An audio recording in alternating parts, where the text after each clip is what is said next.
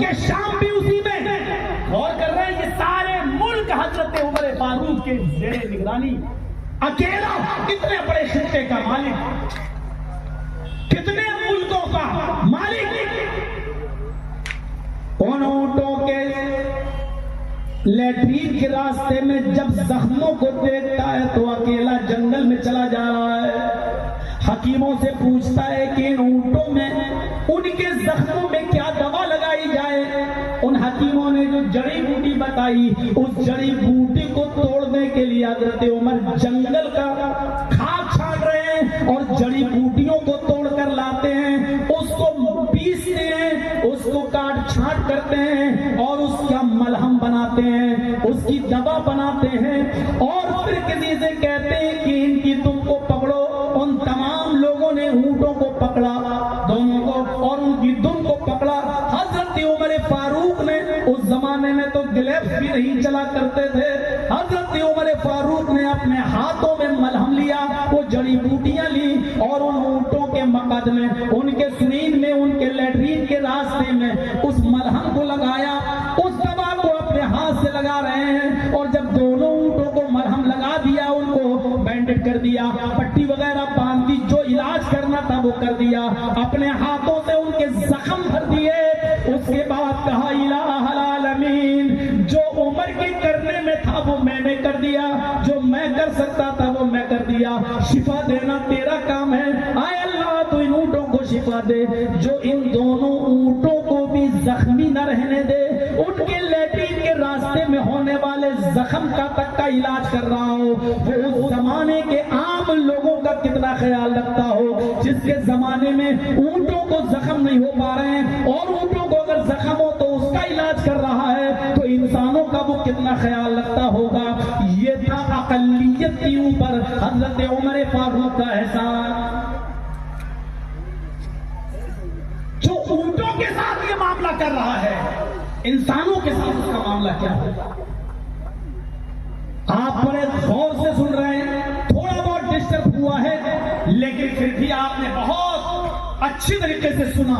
मुझे 5-10 मिनट का टाइम और दे दीजिए मेरे भाइयों, इसी तरीके से सुनते रहिए। और जब सुन रहे हैं तो एक वाक़े की तरफ मैं आपको और लाना चाहता हूँ। ये वाक़या अल्लामा इब्नुल जौज़ी ने सीरत उमर के अंदर नकल किया है, बड़ी मशहूर किताब है इब्नुल जौज़ी रहमतुल्लाह अलैह की। इस वाक़े को आप सुनेंगे तो आप अशश करेंगे, क्या तहफ़्फ़ुज़ इंसानियत थी, इंसानियत की हिफाजत का कैसा इंतजाम था। जब मुल्क मिस्र फतह किया गया, हजरत उमर फारूक के जमाने में जब मिस्र फतह हुआ तो मिस्र का गवर्नर किसको बना दिया? अमर इब्न आस को, जाओ तुम मिस्र को संभालो। अमर इब्न आस को गवर्नर बना दिया। और मिस्र के यहूदी और ईसाई, उनके अंदर एक रस्म थी, इतनी बुरी रस्म आज भी हमारे यहाँ चलती है, कहीं कहीं जायज नहीं है, गवर्नमेंट भी उसकी इजाजत नहीं देती। मैं जिन दिनों में जेल में था तो मेरे साथ जिस बैरिक में मैं रहता था, वहां एक आदमी, एक बंदी, एक कैदी ऐसा भी था जिसको उम्र कैद की सजा थी, आजीवन कारावास। तो मैंने उससे पूछा कि तुम किस जुर्म में आए हो यहाँ? तो उसने मुझे बताया था कि मौलाना अंधभक्ति का मैं शिकार हो गया था। मैंने किसी पंडित के कहने पर अपनी बेटी की बलि दे दी, अपनी बेटी की गर्दन काट कर मैंने किसी देवी देवता पर चढ़ाया था, और उसने कहा था कि ऐसा करोगे तो तुम्हें बहुत कुछ मिलेगा। बहरहाल पकड़ा गया और मैं आया और बेटी के जुर्म में मुझे उम्र कैद की सजा। ऐसे लोग भी हैं जो बलियां देने में अकीदा रखते हैं, विश्वास रखते हैं। जिस वक्त मिस्र फतह हुआ, अमर इब्न आस ने मिस्र की बागडोर संभाली। मिस्र के यहूदी और ईसाई की एक बुरी रस्म थी, और वो क्या करते थे, अपने खेतों को जिस नहर से, जिस नदी से उनको पानी जाता था, उस नदी में वो साल में एक बार, पूरे साल में एक बार एक कुंवारी लड़की की बलि उस नदी में, उस नहर में दिया करते थे। उसकी गर्दन काट कर उसका कत्ल करके उसका खून उस नदी में बहाते थे। उनका अकीदा था कि एक लड़की की कुर्बानी लेकर, एक लड़की की बलि खून लेकर ये नदी चलती है, ये नदी चलती है, फिर इससे हमारे खेतों में अनाज पैदा होता है, गल्ला पैदा होता है। हजरत आमर इब्न आस ने जब गवर्नरी संभाली तो इस बुरी रस्म पर पाबंदी लगा दी और कहा कि अब आमर इब्न आस के होते हुए कोई भी मिस्र के अंदर किसी लड़की को कुर्बान नहीं करेगा, उसकी बलि नहीं चढ़ाएगा। इंसानियत यहूदियों की तो लड़की थी, ईसाइयों की थी, जा रहा मेरे बाप का क्या जा रहा, सोच सकते थे करने दो, लेकिन नहीं, अब कोई भी हो किसी की भी कुर्बानी नहीं दी जाएगी, बलि नहीं चढ़ाई जाएगी। हजरत अमर इब्न आस ने इस रस्म को बंद कर दिया। अब सुनिए जो सुनाना चाहता हूं मैं, मेरे भाइयों, जैसे ही इस रस्म को बंद किया उसी साल नहर में पानी नहीं आया, नदी में पानी नहीं आया और कहर पड़ गया, पूरा का पूरा खुशहाली सूखा पड़ गया, सूखा पड़ गया। और लोग सब के सब आमर इब्न आस के पास चले आए, आमर इब्न आस, आप हमसे जिजिया लेते हैं, टैक्स लेते हैं और हमें हमारा काम नहीं करने दे रहे हैं। आपके कहने पर हमने इस साल किसी लड़की की, कुंवारी लड़की की कुर्बानी नहीं दी, बलि नहीं दी। देखो नदी हमसे नाराज हो गई, नहर हमसे नाराज हो गई, हमारे खेतों में अनाज नहीं पैदा हुआ, हमारे खेतों में पानी नहीं आया, हमें इजाजत दीजिए कि हम कुर्बानी करें, हम बलि चढ़ाएं किसी लड़की की। आमर इब्न आस ने कहा नहीं, लड़की की कुर्बानी नहीं देने देंगे। कहा फिर हम टैक्स भी नहीं देंगे आपको, जब हमारे यहाँ पैदा ही नहीं हुआ, कुछ इनकम ही नहीं हुई, तो हम आपको टैक्स क्यों देंगे, हम जिजिया भी नहीं देंगे। और अगर आप हमें जिजिया न देने की शक्ल में अपने मुल्क से निकाले तो हम निकल जाएंगे। क्या कर सकते हैं, हमारी जब पैदावार ही नहीं, हम जब कमाएंगे नहीं तो टैक्स कहां से देंगे, और आप हमें हमारे अकीदे पे चलने नहीं देंगे। मामला इतना संगीन था कि हजरत अमर इब्न आस ने कहा मैं क्या करूं, अगर हम लड़की की कुर्बानी करने दें तो एक मासूम बच्ची की जान जा रही है, एक कुंवारी लड़की की जान जा रही है, और अगर हम इनको ऐसा न करने दें तो इनकी पैदावार रुक गई और ये कह रहे हम टैक्स नहीं देंगे। उन्होंने कहा कुछ दिन रुक जाओ, मैं हजरत उमर फारूक से पूछता हूँ। एक लेटर लिखा, अमीरुल मोमिनीन, यहाँ के लोग लड़की को काटने के लिए, उसकी भेंट चढ़ाने के लिए, उसकी बलि देने के लिए तैयार हैं। अगर आपने इजाजत नहीं दी और हमने इजाजत नहीं दी तो ये लोग टैक्स नहीं देंगे, मुल्क छोड़ने के लिए तैयार हैं, लेकिन लड़की की कुर्बानी देने के लिए, से मानने के लिए तैयार नहीं है। हजरत उमर फारूक ने वहीं से एक लेटर लिखा दरियाए नील के नाम, वो दरियाए नील, और लेटर में क्या लिखा, कहाँ है मुसलमानों ये ईमान आज हमारे पास, बड़े बड़े दावे करते हैं आज। यही रिजल्ट देने के लिए हम चीख रहे थे, मुसलमानों एक हो जाओ, मुसलमानों मिल जाओ। पूरे उत्तर प्रदेश की निगाहें आपकी तरफ थी, पूरे हिंदुस्तान की नजरें बिहार की तरफ थी, और आपके रिजल्ट ने बता दिया कि जर्जी साहब अभी उत्तर प्रदेश के अंदर भी वही रिजल्ट आने वाला है जो बिहार में आया है। अभी तुम्हारे मदरसों पर बुलडोजर चलेगा, अभी तुम्हें मस्जिदों में तकरीरें नहीं करने दिया जाएगा। आज पूरे उत्तर प्रदेश के अंदर ऐसी किसी फील्ड में आप तकरीरें नहीं कर सकते।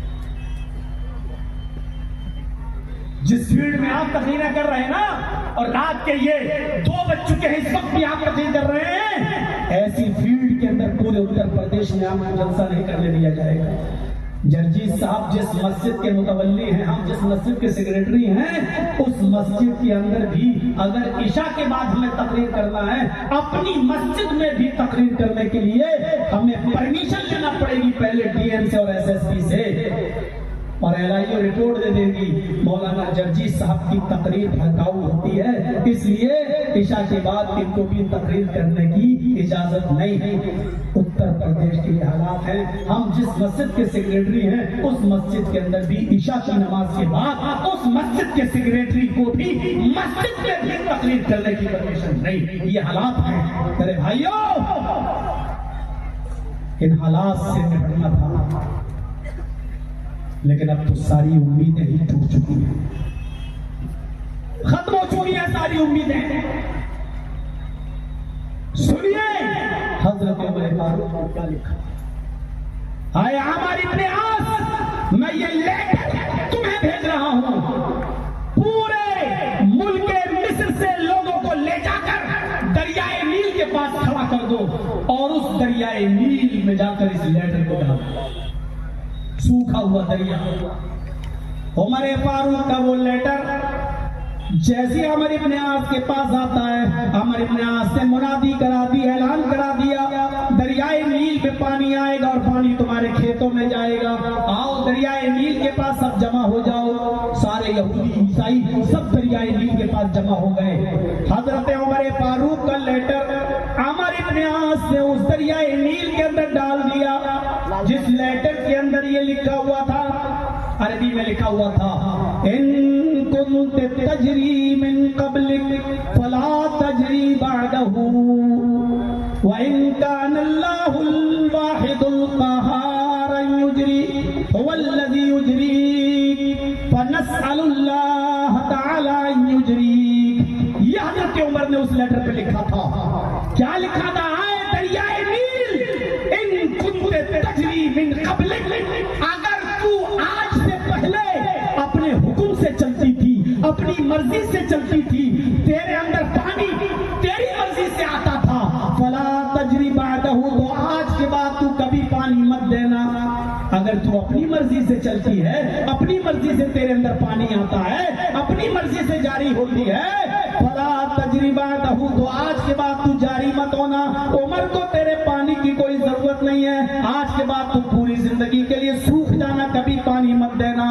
और आए दरियाए नील, व इन कान अल्लाहुल वाहिदुल क़हार वल्लज़ी युजरी, और अगर तेरे ऊपर अल्लाह जो अकेला है, क़हार जो जबरदस्त है, अगर तू उसके हुक्म से जारी होती है, उसके हुक्म से पानी देती है, उसके हुक्म से तेरे अंदर पानी आता है, तो हम तुझसे नहीं, फनस्अलुल्लाह तआला युजरी, तो हम अल्लाह ही से दुआ करेंगे कि वो तुझे जारी कर दे। अगर तू अल्लाह के हुक्म से जारी होती है तो हम अल्लाह से दुआ करेंगे कि वो तुझे जारी कर दे। अगर तू अपनी मर्जी से चलती है तो तेरे पानी की जरूरत नहीं है, और अल्लाह के हुक्म से जारी होती है तो अल्लाह तुझे पानी देगा।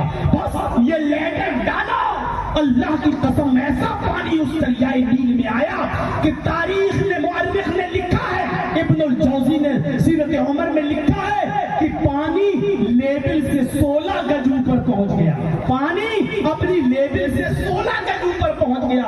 हजरत उमर को और अमर इब्ने आस को ये दुआ करना पड़ी, आय अल्लाह मैंने रहमत का पानी मांगा था, जहमत का पानी नहीं। आय अल्लाह रहमत का पानी चाहिए, ऐसा पानी नहीं जो जहमत वाला हो, जो तकलीफ वाला हो। मेरे भाइयों, उस दिन से दरियाए नील बह रही है तो आज तक सूखने का नाम नहीं लेती है। हजरत उमर इस तरीके से एक लड़की की जान बचाई जो हर साल यहूदी लोग एक लड़की की जान लेते थे। इस तरीके से इंसानियत की हिफाजत होती थी। ये नहीं देखा जाता था कि मरने वाला हिंदू है या मुसलमान, यहूदी है या ईसाई, हर किसी को बचाया जाता था, हर किसी के जान की हिफाजत होती थी। तो मेरे भाइयों, तहफ़्फ़ुज़ इंसानियत जरूरी है, और अक़लियत के साथ अक्सरियत की जिम्मेदारी है कि वो अक़लियत का पूरा पूरा ख्याल रखे। यही चंद बातें बुनियादी तौर पर 1.5 घंटे की तकरीर में मुझे आपके सामने रखना थी, जो मैंने आपके सामने रख दी है। मुझे उम्मीद है अक्ल हलाल, अक्ल माश का मसले को अपने ऊपर नहीं लेंगे। शरीयत का मसला है, उसमें आप भी आ सकते हैं, हम भी आ सकते हैं। बहुत से मसाइल ऐसे हैं। लोन पर मोबाइल लेना कैसा है, लोन पर फ्रिज लेना कैसा है, लोन पर या फाइनेंस कराना कैसा है, मस्जिद में गैर मुस्लिम का पैसा लग सकता है कि नहीं लग सकता है, इसी तरीके से कब्रिस्तान में अगर कोई गैर मुस्लिम पैसा दे तो लग सकता है। ये सारे मसाइल हैं, इन तमाम मसाइल की तरफ हम नहीं जा पाएंगे। बीवी के कान की बाली जरूरत पड़ने पर बेच दिया था और वो महल में था। अब बीवी इंतकाल करके वास। चलिए तो मेरे भाइयों, अल्लाह ताला से हम दुआ करते हैं। और अभी आप बैठिए, कोई और भी है मेरे पास? कोई नहीं है? मोबाइल अपने आप, क्योंकि आज हम आप लोगों से कब्रिस्तान के लिए कुछ लेंगे अपने हाथ पर। जयनगर वालों, बहुत मोहब्बत की है आपने हमसे।